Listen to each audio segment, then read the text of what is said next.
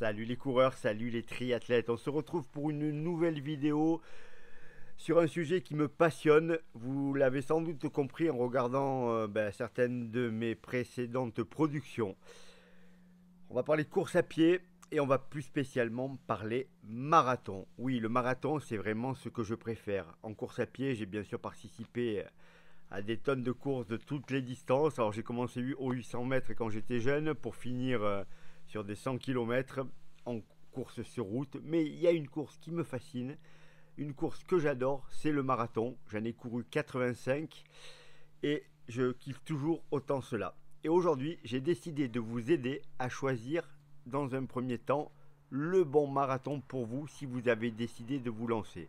Dans la deuxième partie de la vidéo, je vais vous mettre à contribution car j'aimerais faire un petit guide sur les marathons et je vais avoir besoin de votre aide. Donc regardez bien la vidéo jusqu'à la fin. Le marathon, c'est vraiment pour moi la course mythique. C'est une course qui regroupe plein de choses. C'est une course où il faut être fort, bien sûr, physiquement. C'est une course où il faut être fort moralement. C'est une course où il faut être intelligent pour bien travailler en amont, pour bien travailler pendant la course. C'est une course qui se prépare pendant de longues périodes et qui demande de l'implication. C'est pas quelque chose qu'on improvise. Quand on court un marathon, la plupart du temps, la mise en place qui a été faite est un moment important de votre vie. Surtout les premiers, quand on ne sait pas où on va, quand on a besoin d'impliquer sa famille pour que ça marche, quand on a besoin de s'entraîner correctement, quand on a besoin de réfléchir à tout ce qu'on doit faire. Alors vous êtes dans un club, vous avez le coach du club qui vous aide, vous avez un coach perso comme moi, vous avez le coach qui vous aide, mais ce qui compte, c'est ce que vous mettez en place vous. Combien de fois je vais m'entraîner, qu'est-ce que je vais faire, etc. Mais avant tout ça, pour ne pas se tromper, quand on décide de participer à un marathon, que ce soit le premier ou le centième, il faut bien le choisir. Et aujourd'hui, je vais vous parler de ça, comment bien choisir un marathon. Alors, la première chose à faire quand on veut faire un marathon, c'est de se dire qu'est-ce que je vais faire sur ce marathon. Est-ce que je veux performer? Est-ce que je peux me balader? Est-ce que je veux juste participer parce qu'il y a mes copains qui y sont? Donc, déjà se poser la question. On va aujourd'hui ne s'occuper que des gens qui veulent performer. Quand on parle de performer, attention, on ne parle pas de performance. On ne parle pas de chrono. Parce que moi, la performance, c'est de courir un marathon en 2h43. Vous, ça sera de le courir en 4 heures. Un autre de le courir en 2h15. Ce qui compte, quand on parle de performer, ça veut dire je compte faire de mon mieux pour réussir la meilleure course possible pour moi. Dans ce cas-là, la première chose qui compte, c'est de choisir donc le bon marathon. Et comment on choisit le bon marathon? Le premier critère qui est vraiment important, bien entendu, c'est le parcours. Il faut choisir un parcours performant. Un parcours performant, c'est un parcours qui est plat la plupart du temps. S'il y a une bosse de 10% pendant 500 mètres au milieu du parcours, vous avez déjà hypothéqué toutes vos chances de battre votre record personnel. Vous avez pris 5 minutes de malus avant même de commencer la course. Donc le premier critère, choisir un marathon avec un parcours plat. Il y en existe plein de très connus, il y en a d'autres qui sont moins connus, donc on se renseigne et on creuse. Et c'est pour ça qu'à la fin de la vidéo, je vais vous mettre à contribution. La deuxième chose, choisir un marathon où il y a de l'ambiance. Aller courir un marathon, ça demande beaucoup de travail, beaucoup d'investissement. Si le jour de la course, vous vous retrouvez dans un petit marathon où il y a 30 personnes, vous allez vous retrouver seul la plupart du temps, il n'y a aucune ambiance au bord de la route, ça va être très compliqué de performer. Inversement, si vous vous retrouvez dans un énorme marathon avec 40 000 personnes qui tout le long du parcours vont vous encourager, vous allez vous sentir pousser des ailes. Ensuite, ce qui compte également, c'est la date du marathon. La date à laquelle va se courir le marathon pour bien anticiper tout ce qui se passe avant. Un marathon, si on le prépare correctement, si on oublie les plans d'entraînement qu'on trouve un peu de partout en 8 semaines, ce qui ne veut rien dire, on va dire entre 20 semaines et 12 semaines selon votre degré d'entraînement avant le début du marathon, c'est bien. Donc il faut calculer de la date du marathon jusqu'au début de votre préparation, dans quelle période on se trouve. Je vais prendre un exemple très facile. Marathon de Berlin. L'un des plus roulants du monde, l'un des plus gros du monde, où on peut vraiment aller performer. Il a un souci énorme avec le marathon de Berlin, c'est qu'il se court fin septembre. Si vous remontez le temps, vous vous dites 3 mois en avant, juillet, août et septembre. Voire même juin, juillet, août et septembre. Si vous craignez la chaleur et que vous vivez dans une région comme la mienne, malheureusement, vous n'allez pas pouvoir préparer ce marathon dans de bonnes conditions. Alors vous pouvez vous lever très tôt, très tard, etc. Courir très tard le soir, ça ne changera rien. Il fait chaud et si vous détestez ça, ce n'est pas bon.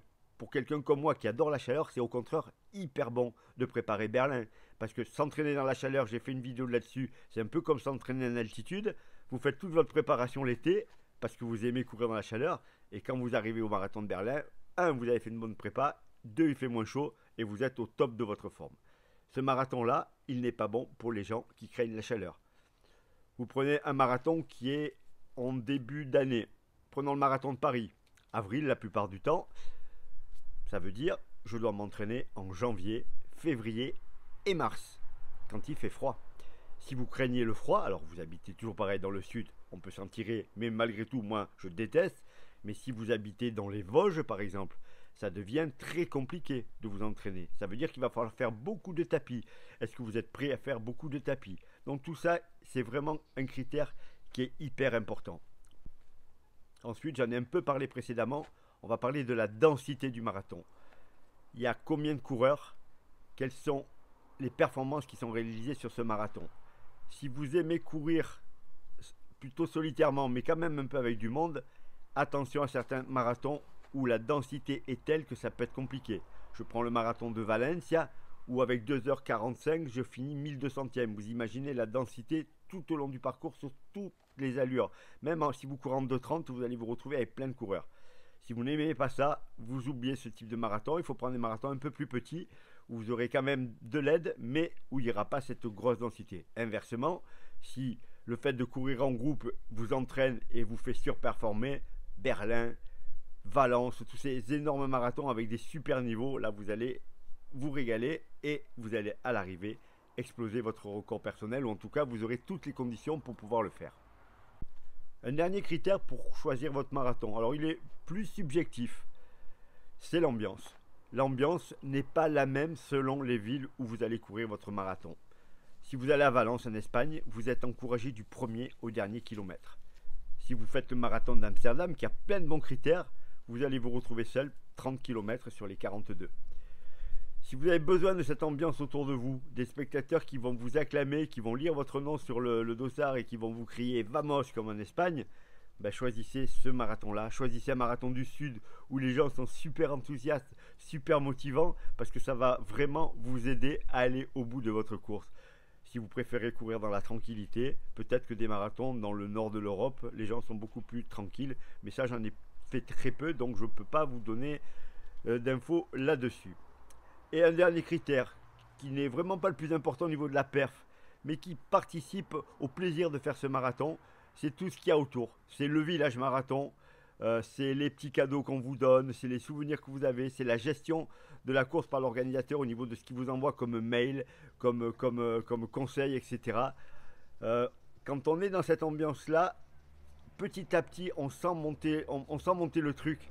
Et si vous recevez un mail par semaine vous disant allez on est à tant de jours et il va se passer ci et il va se passer ça et voilà le t-shirt que vous allez gagner et voilà la médaille que vous allez gagner, vous allez vous sentir de plus en plus impliqué là-dedans et ça va vraiment vous aider dans votre préparation. On va terminer avec tout ce qui est hors course mais qui est plutôt familial. Il peut y avoir des périodes de votre vie où vous devez être disponible pour votre famille ou pour votre travail. Ne choisissez pas une prépa marathon en même temps que cela.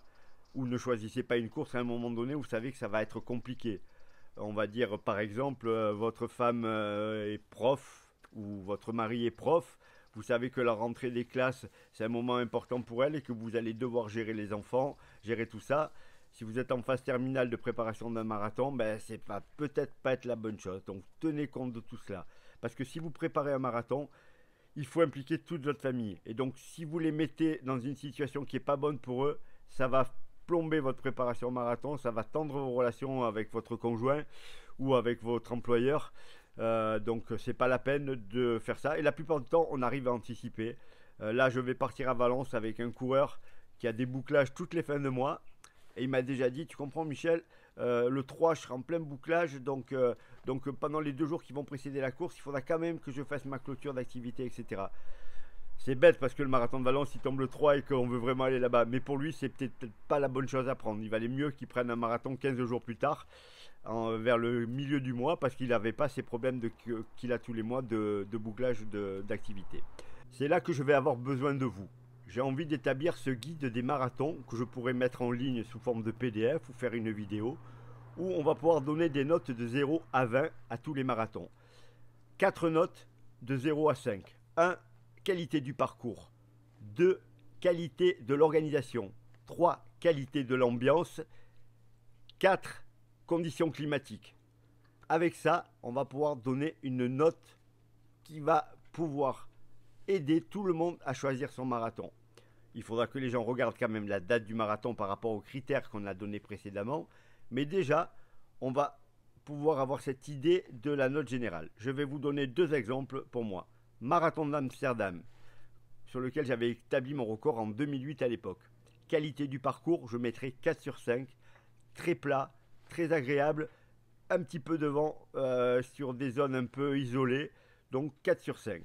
Qualité de l'ambiance, il n'y a pas grand monde, hormis le départ et l'arrivée autour du marathon, c'est vraiment très pauvre, donc je mettrai 2 sur 5. Qualité de l'organisation, un joli village marathon, quelques éléments, rien d'extraordinaire, mais rien de tragique, je mettrai 3 sur 5. Au niveau de la densité de la course pour se faire entraîner par les groupes, etc.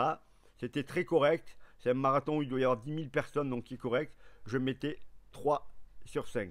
Donc je récapitule. Amsterdam, 4 pour le parcours. On rajoute 2 points pour l'ambiance, ça fait 6. On rajoute 3 points pour l'organisation, ça fait 9. Et 3 points pour la densité, ça fait 12 sur 20. Je passe à notre marathon, le marathon de Valencia. Qualité du parcours, pour moi, il est idéal, avec en plus la fin du parcours en faux plat descendant, donc je mettrai 5. Au niveau de la qualité de l'ambiance, je mets également un 5. Au niveau de la densité, je mets également un 5. Et au niveau de l'organisateur, je mets également un 5. Vous avez compris que je kiffe le marathon de Valence, mais je ne lui trouve pas d'inconvénients, même pas les critères climatiques. Donc Valence, moi je le mets en tête de tous les marathons auxquels j'ai pu participer et je lui mets un 20. Allez, on va lui enlever un point parce qu'il y a peut-être un truc où il pourrait faire mieux, mais même pas. Les cadeaux, tout est génial. Voilà, donc on a 2 marathons performants, mais il y en a un où c'est vraiment le kiff absolu. Ce que je veux, c'est ça, c'est que chacun d'entre vous me poste dans la vidéo le marathon auquel il a participé, qui me donne ses 4 critères de points et un petit avis général en plus en me disant attention, j'ai mis 13, mais l'année où je suis allé, il faisait vraiment très mauvais, ce qui n'est pas le cas d'habitude, etc. Moi, je vais recenser un peu tout ça, regrouper les gens qui ont fait les mêmes marathons, essayer de sortir une note moyenne, et j'établirai un classement des marathons que je vous publierai ou je ferai une vidéo pour le présenter. Voilà les coureurs. Courir un marathon est quelque chose d'énorme au niveau perception, au niveau de ce que vous allez en tirer. Donc, ne faites pas l'erreur de ne pas choisir le bon marathon, choisissez le bon. Et si vous en avez déjà couru, essayez d'en trouver d'autres qui sont encore meilleurs que ceux que vous avez fait. Vous allez kiffer encore plus et vous allez sans doute battre votre record personnel. Et surtout, vous allez donner le meilleur de vous-même. C'est ce qui compte, que vous couriez en 2h10 ou en 4h. Le tout, c'est de faire ce qu'on peut. Et quand on fait ce qu'on peut, quand on fait le mieux qu'on peut, on est toujours satisfait du résultat. Je vous dis à bientôt, j'espère que vous avez aimé cette vidéo. Vous n'oubliez pas donc en commentaire de me parler de vos marathons, de me mettre des notes, que je puisse travailler là-dessus. En attendant, entraînez-vous bien, courez bien et on se retrouve très vite pour une nouvelle vidéo.